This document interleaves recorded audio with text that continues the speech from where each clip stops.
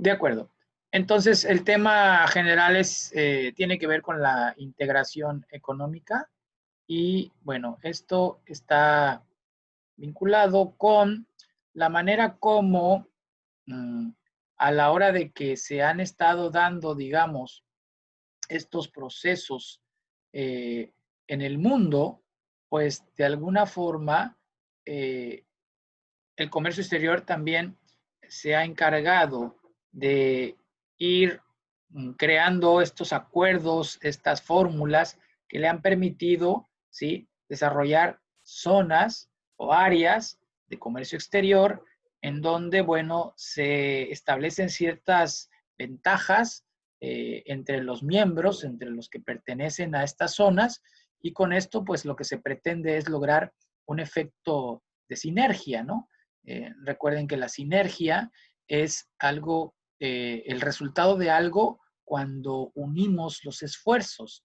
Es decir, si nosotros hiciéramos un esfuerzo individual, cada uno por nuestra cuenta, pues podríamos tener un resultado. Pero ¿qué pasa cuando todos nos juntamos y entonces de manera en grupo eh, actuamos hacia un objetivo común? Lo más seguro es que el resultado va a ser mucho más eficiente, ¿no? Es por eso que cuando alguien quiere hablar de sinergia, nos dice que en sinergia, por ejemplo, 1 más 1 son 3. O sea que dices, ¿cómo? No puede ser, ¿no? Bueno, pero es que la idea es que al unir dos fuerzas, el resultado, pues prácticamente debe ser mayor, ¿no? Entonces, miren, aquí hay una gráfica bastante sencilla de explicar. Es una pirámide invertida para que le entiendas qué es esto de la integración económica, ¿sí? Bueno, la integración económica entre los países, entre diferentes países, es, ¿verdad?, buscar la manera como entrelazar, digamos, estos objetivos económicos que tienen los países para poder lograr un mayor desarrollo. Esto tiene que ver entonces con, digamos, ceder un poco, ¿no?, para obtener un beneficio. Es una negociación al final de cuentas. Cuando tú negocias algo con alguien, es que tú tienes un interés particular en algo que tiene esa otra persona, pero esa persona también tiene un interés particular en algo que tienes tú. Entonces, ¿por qué no, verdad, tratar de juntar o tratar de poner en paralelo los intereses, más que las posiciones? Es decir, no tanto lo que yo quiero lograr, sino más bien lo que yo tengo interés en lograr. Entonces, en una negociación siempre hay que anteponer el interés a la posición, ¿sí? Cualquier negociación, por muy sencilla o por muy complicada. Entonces, en los países también dicen, bueno, vamos a ponernos de acuerdo, vamos a buscar la manera de que esto pueda hacerse de una forma más eficiente y que tengamos el famoso ganar-ganar, ¿no? Ganas tú y gano yo. Claro, yo tengo que ceder un poco, cada quien tiene que ceder un poco, ¿verdad? Entonces, miren, esta pirámide invertida está muy sencilla de poder observar. Y aquí está la clave de todo lo que vamos a ver hoy, ¿no? En el nivel más bajo, en la zona número 1 que está acá, son las zonas de libre comercio. Por ejemplo, el TEMEC es un tratado de libre comercio. ¿Qué significa esto? En la integración económica, dentro de digamos, parámetro de integración, donde el 5 es el nivel más alto y el 1 es el nivel más bajo, estamos en el nivel más bajo con Estados Unidos y Canadá. Es decir, nosotros pertenecemos con estos dos países a una zona de libre comercio que en la integración económica internacional se considera una zona de libre comercio, ¿sí? ¿Cuál es el siguiente paso? Bueno, el siguiente paso, en algunos lugares se ha dado algo que se conoce como la unión aduanera. En la unión aduanera ya hay, obviamente, se tienen todos los efectos de una zona de libre comercio más ciertos beneficios adicionales. Ahorita los vamos a ver, ¿no? Ahorita solamente estoy haciendo un comentario general. Entonces, aquí como que vamos incrementando el nivel de integración a una unión aduanera. Después, el siguiente paso es un mercado común, ¿sí? Un mercado común en donde se establecen ciertas medidas para esos dos países o más. No necesariamente tienen que ser entre los dos países, pueden ser entre dos o más, ¿verdad? Ciertas condiciones y ciertas características que van dando una mayor integración. El siguiente nivel es la unión económica, que es el punto número 4, unión económica, y finalmente la integración total. Por ejemplo, un ejemplo de todo esto, un ejemplo de una zona del mundo que pasó por todos estos pasos previamente, ¿sí? Es Europa. Todos sabemos, es conocido, ¿verdad?, que Europa es una unión, es la Unión Europea, que a pesar de que son diferentes países, también están integrados o consolidados como una sola unión. Y no tan solo esto, por ejemplo, lo que es fundamental en Europa, que determina esta integración, pues prácticamente económica y casi completa, es que en Europa ustedes saben que utilizan una moneda única, que es el euro, ¿no? El euro es una moneda que se utiliza en todos los países que pertenecen a la Unión Europea.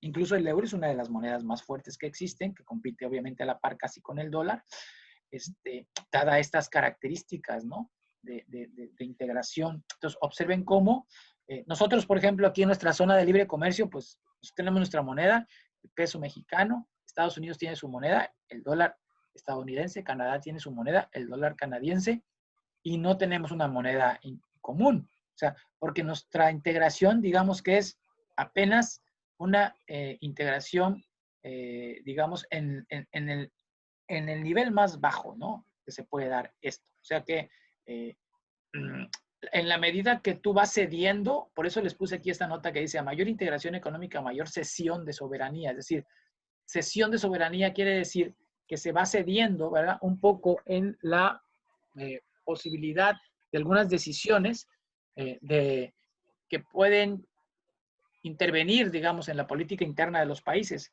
Aquí nosotros no podemos intervenir en la política interna de ningún país. De hecho, es una de las directrices de nuestra economía, de nuestra política exterior, ¿sí? Entonces, pues bueno, fundamentalmente a esto se refiere la cesión de la soberanía. A mayor integración se va cediendo un poco más, ¿no? Pero recuerden que es un ganar-ganar, no se trata de ceder por ceder o ceder por conquistar. Esto es un ceder por negociar, ¿sí? Ok, muy bien. Ahora, en este mapa podemos ver más o menos, digo, ahorita la idea es solamente que vean ustedes un poco cómo está esta parte de del mapa mundi, ¿no? En donde, por ejemplo, la zona NAFTA, recuerden que antes el Tratado de Libre Comercio se llamaba, en inglés por sus siglas, ¿sí? El Tratado de Libre Comercio de América del Norte, por sus siglas se llamaba NAFTA, ahora ya sabemos que se llama TEMEC, pero observen ustedes, ¿verdad? Aquí tenemos en esta zona NAFTA, zona TEMEC, ¿verdad?, los países que estaban involucrados, México, Estados Unidos y Canadá, ¿sí? Y hay, por ejemplo, Europa, observen aquí, toda la Unión Europea, sería, digamos, esta parte azul, pero también hay integración en otras partes del mundo, en África, en Asia, etcétera, ¿no? O sea, es importante no perder de vista, a veces, pues, generalmente como que nos quedamos con nuestra única visión que tenemos de esto, ¿no? Pero miren qué interesante el mapa del mundo, ¿no? Entonces, ¿qué es el concepto de integración económica? Bueno, aquí está el concepto, ¿no? Dos o más países van eliminando entre ellos, o sea, entre ellos nada más, ¿sí? Las barreras económicas que se puedan tener. ¿Para qué? Pues para incentivar, motivar transacciones económicas y que éstas, pues en un momento dado, traigan un beneficio para la región, ¿no? Tiene sentido, ¿no? Prácticamente la integración económica mundial es muy difícil pensar, imaginen ustedes, ¿no? Hay un proceso de integración económica mundial, pero sería muy difícil llegar a una economía mundial integrada. O sea, en el que todos los países estemos de acuerdo y que todos los procesos, eso es imposible, ¿no? Esa es una utopía. Es imposible. ¿Por qué? Porque al final de cuentas también los países tienen, como las personas, ¿verdad? Tienen su propia naturaleza, tienen su propia forma de ver las cosas. Entonces, si bien es cierto, esto no va a ser nunca, la verdad sería muy difícil de lograr, también es cierto que, bueno, de manera regional sí se puede dar y sí hace sentido, ¿no? Por ejemplo, nosotros nos estamos organizando primero con nuestros vecinos que fueron Estados Unidos y Canadá, ¿no? Pero también tenemos un tratado de libre comercio con Centroamérica, en donde está incluido Guatemala, El Salvador, Nicaragua, Honduras, ¿sí? O sea, sí tenemos integración económica para todos lados. Entonces, lo hacemos primero, digamos, con nuestros pares. Por ejemplo, a lo mejor ahí donde tú vives, si hay problemas en la colonia donde vives, a lo mejor hay una junta de vecinos, ¿no? O los vecinos, o en la cuadra los vecinos se ponen de acuerdo para resolver un problema de la cuadra, ¿no? Que porque no hay luz en la noche, que porque hay unos baches, que, bueno, ¿quiénes se ponen de acuerdo? Pues los vecinos. ¿Van a ponerse de acuerdo los vecinos de otras calles para solucionar el problema de que no hay luz por tu casa?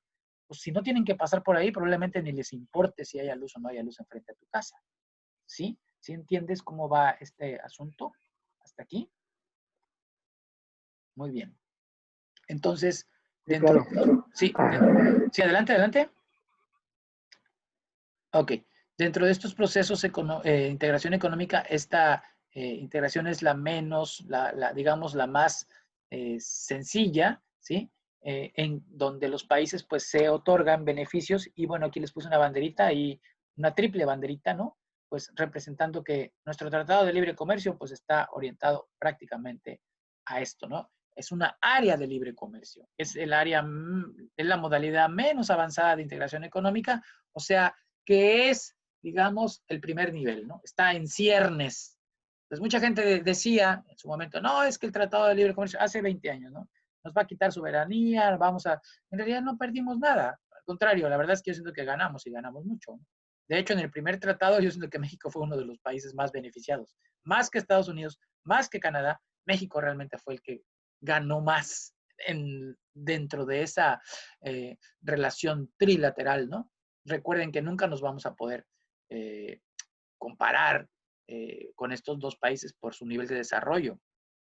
Pero bueno, de alguna manera siempre fue la mejor decisión para México, tal que nos llevó a lo que ahora conocemos pues, prácticamente como un país abierto totalmente al mundo en general. Nuestro primer tratado fue el Tratado de Libre Comercio de América del Norte y de ahí nos catapultó, digamos, ¿no? Hacia prácticamente todo el mundo, ¿no? ¿Por qué? Porque en el área de libre comercio cada país sigue manteniendo sus propias barreras, ¿sí? O sea, en cuanto a trabajo y capital, es decir, en cuanto a recursos, hay autonomía monetaria, autonomía fiscal, es decir, si al señor, si a Estados Unidos se le ocurre reducir la tasa del ISR, que ya lo vimos el otro día, cómo lo redujeron, ¿sí? Pues que la reduzcan ellos, o sea, no porque ellos reduzcan su tasa de ISR, nosotros vamos a reducir la nuestra, ¿sí? Si ves esta parte, ¿no? A eso se refiere, ¿no? O sea, cada país sigue siendo individual, nada más tenemos un acuerdo en ciertos aspectos, ¿no? Vamos eliminando aranceles, porque al eliminar aranceles, es decir, al eliminar impuesto general de importación, impuesto general de exportación, que esos son los aranceles, ¿te acuerdas? ¿Sí? Al eliminar aranceles, lo que sucede es que entonces detonamos un mayor intercambio económico, que eso es lo que buscamos, ¿no? Desafortunadamente o afortunadamente para México, ser vecino de Estados Unidos, pues digamos, jala, ¿no? Jala todo el proceso de nuestras exportaciones y hoy por hoy a Estados Unidos exportamos prácticamente el 80% de nuestras exportaciones, cuando tendríamos que ver la manera de diversificar hacia otros mercados, ¿no? Pero bueno, somos vecinos, no podemos tampoco negar esa realidad, ¿no? Y obviamente vamos compartiendo, ¿verdad? Estas ventajas comparativas en función a lo que tiene que ver con un aspecto muy relevante de todo esto, que es la famosa especialización. Y miren, yo esto lo explico así. La especialización es algo que te da una ventaja comparativa, dado que tú te vuelves o una empresa o una persona se vuelve, digamos, más diestra en una actividad. Por ejemplo, un peluquero, ¿no? Una persona que corta el cabello. Estudia, se prepara y se vuelve un especialista. Entonces, ¿tú te irías a cortar el cabello con un zapatero? ¿O tú te irías a cortar el cabello con la modista? Entonces, ¿qué es la especialización? Bueno, la especialización es una manera de volverte más eficiente. Entonces, por ejemplo, ustedes han escuchado, lo hemos platicado ya, en la zona del TEMEC se fabrican muchos automóviles, ¿sí? Es una zona en donde aquí se arman y se fabrican muchísimos automóviles. estamos especializados, créanmelo. Aquí México es un país de los más importantes en el mundo en la producción de automóviles, pero no lo hacemos de manera individual, lo hacemos de manera conjunta con nuestros aliados de Estados Unidos y Canadá. Incluso hay procesos a la hora de armar los automóviles que se hacen en estas plantas o que se hacen en plantas de Estados Unidos. Los productos o los subproductos van y vienen, están entrando y saliendo constantemente para armar los vehículos. Y eso nos ha dado, la especialización, ¿no? No sé, ¿en qué otra cosa creen ustedes que nosotros como país somos un país, desde el punto de vista de comercio, estamos especializados? ¿Qué se les ocurre?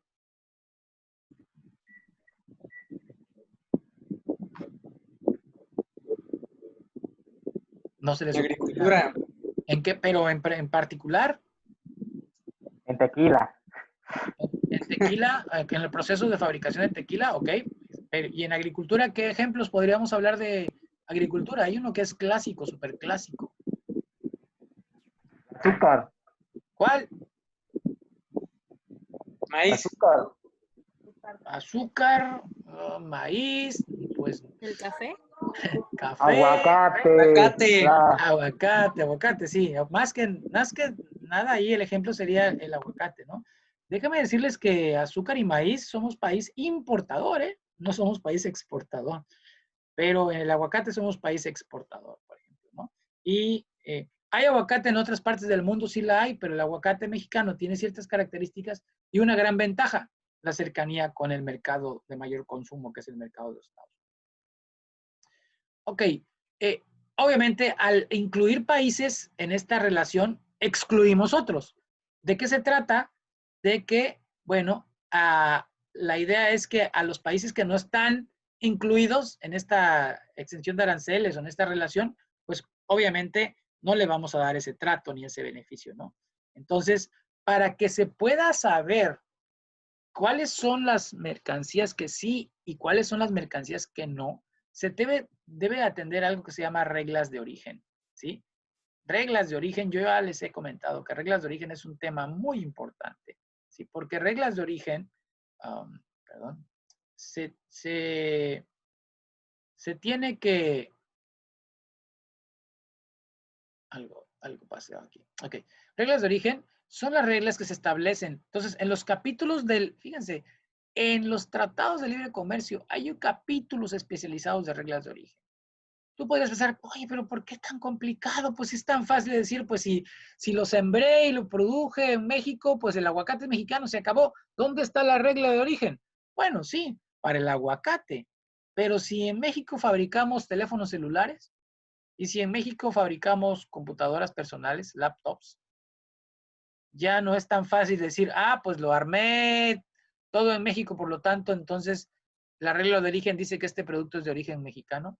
Seguramente usaste partes y componentes que trajiste de otras partes del mundo, ¿sí? Entonces, es importante esto de las reglas de origen.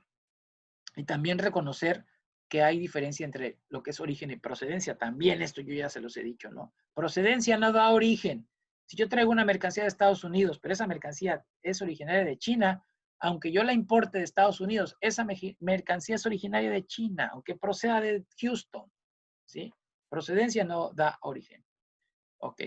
Entonces, algunos de esos ejemplos, aparte del ejemplo que conocemos todos, que es el TEMEC, es esta Asociación Europea de Libre Comercio. Miren, esta Asociación Europea de Libre Comercio son 4 países que están en Europa que no pertenecen a la Unión Europea, ¿sí?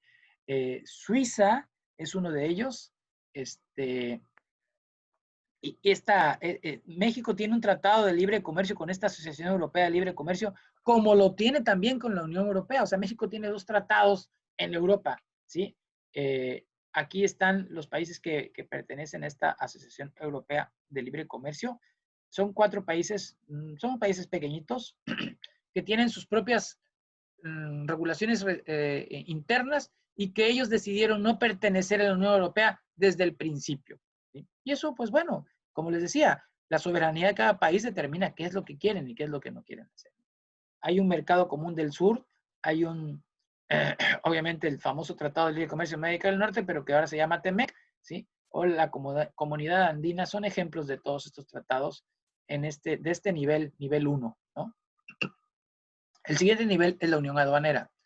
La unión aduanera es algo más avanzado que el área de libre comercio y de alguna manera está orientada a resolver algunas cuestiones técnicas y burocráticas asociadas al origen del país en el cual, o los países que están involucrados, ¿sí?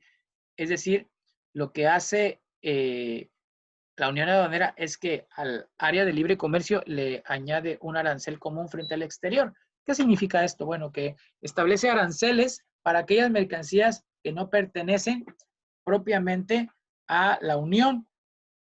No es el caso, pero si lo fuera, si México tuviera una unión aduanera con Estados Unidos, Canadá y México, digamos, establecerían aranceles para los productos, digamos, que fueran externos a esta unión aduanera, ¿sí? Digo, no es el caso, pero estoy haciéndolo como un ejemplo, ¿no?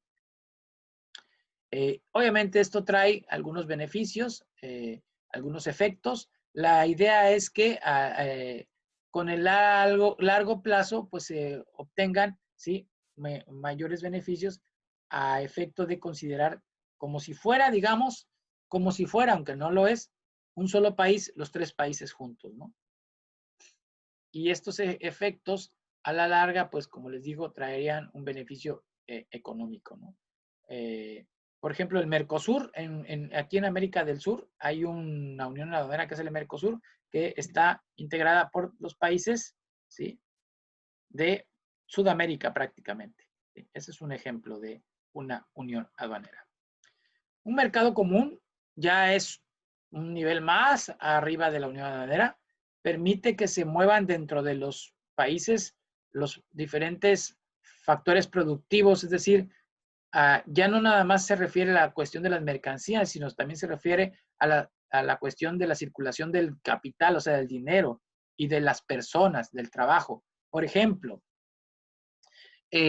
si en este ejemplo que estoy utilizando, que es hipotético, ¿verdad? Si México, Estados Unidos y Canadá tuvieran un mercado común, se permitiría que mexicanos pudieran trabajar en Estados Unidos o Canadá, o que estadounidenses trabajaran en México y Canadá sin ningún problema. Una libre circulación de trabajo y también de capitales. Invertir en una empresa mexicana, en una empresa canadiense, en una empresa estadounidense, no importaría, ¿sí?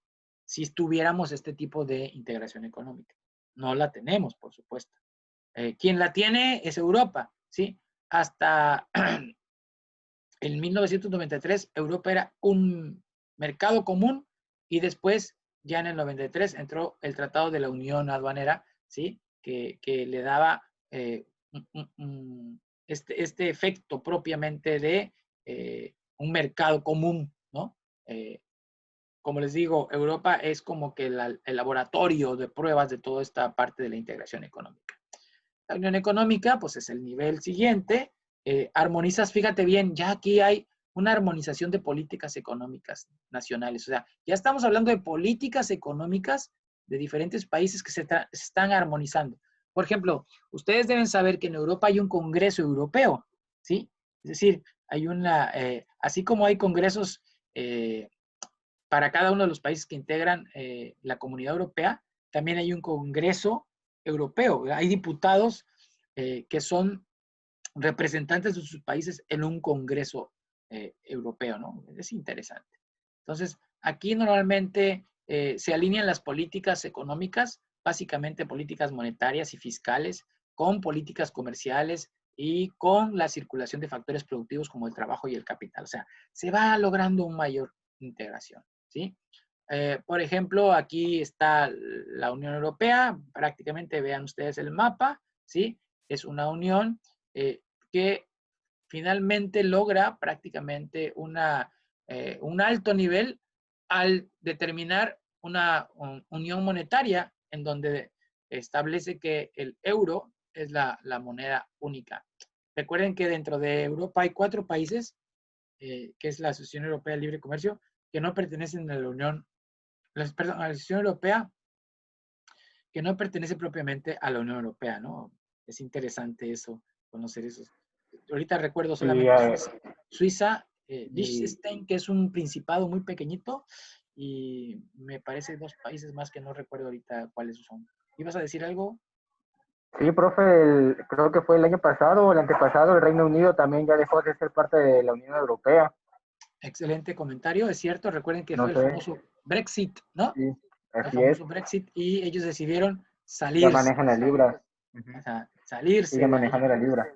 Sí, muy buena observación, muchas gracias. Es cierto.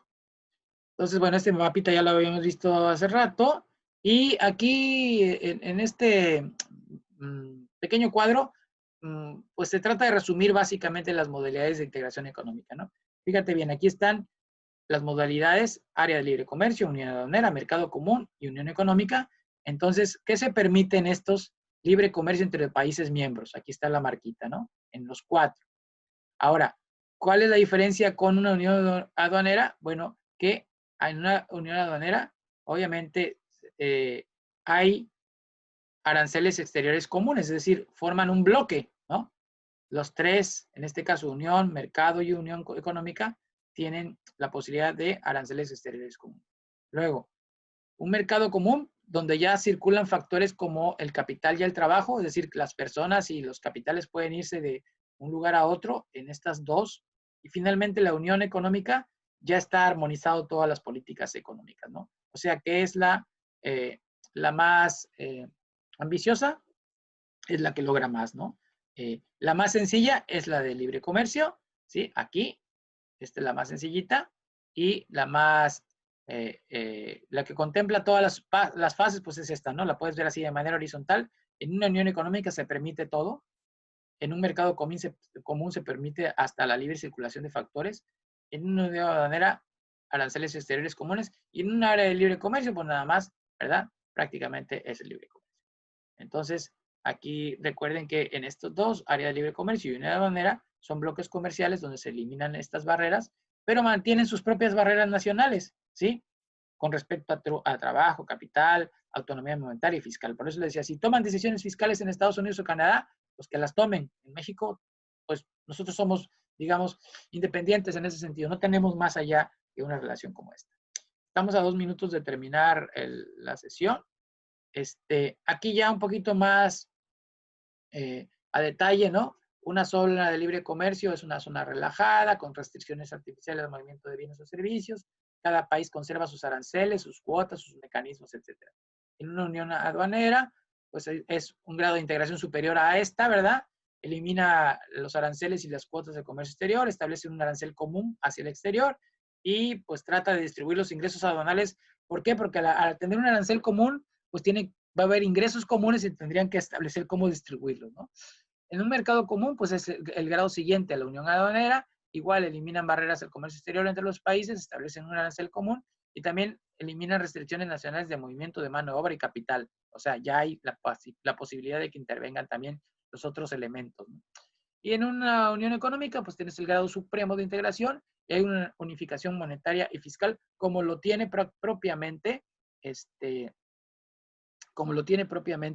la Unión Europea en este momento, ¿no? Ok. Entonces, ¿cuál es la importancia? Bueno, que en las últimas décadas se ha producido un aumento de bloques comerciales, lo hemos visto prácticamente. Al principio del año 2000, prácticamente todo el comercio se desarrollaba ya en bloques y pues esto de alguna manera ha sido un detonante, un motivador muy importante en el comercio exterior internacional.